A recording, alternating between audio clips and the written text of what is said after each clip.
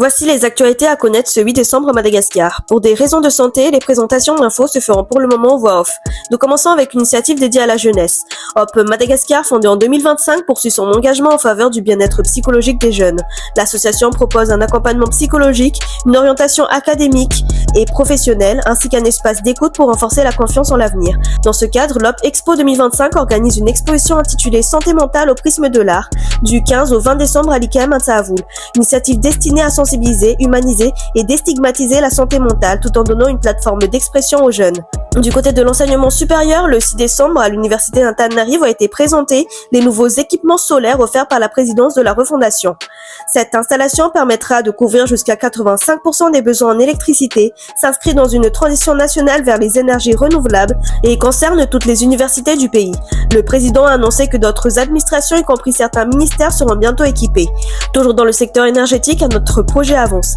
AfriPower lance la construction d'une centrale solaire à 40 MW crête à Mooramang. La première phase, prévue début 2026, injectera 15 MW crête dans le réseau d'Antananarivo et devrait réduire la dépendance aux fuels importés avec une économie estimée à 1 milliard d'ariars par mégawatt. Un pas supplémentaire vers la modernisation du système énergétique national. Sur le volet politique, le ministère de la Réforme confirme que la concertation nationale débutera officiellement le 10 décembre. Cette grande consultation pilotée par le FFKM durera 6 mois et impliquera l'ensemble des acteurs, citoyens, associations, leaders traditionnels, partis politiques et organisations religieuses. Les propositions seront collectées jusqu'au niveau des Fukutans, regroupées par thématique puis synthétisées pour aboutir à une nouvelle constitution, prévue avant la fin de la transition en 2027. Côté diplomatie, la Russie fait le point sur ses relations avec Madagascar. Dans un article publié ce 8 décembre, l'ambassadeur André Andriv dresse le bilan de la coopération russo-malagasse. Il souligne des avancées dans plusieurs domaines, soutien politique, coopération militaire et technique, conversion de la dette pour financer des projets, livraison d'équipements, formation universitaire et médicale, bourse d'études et nombreuses initiatives culturelles. La Russie réaffirme également son soutien aux droits de Madagascar sur les îles éparses et souhaite renforcer encore davantage les relations bilatérales, notamment via le forum Russie-Afrique.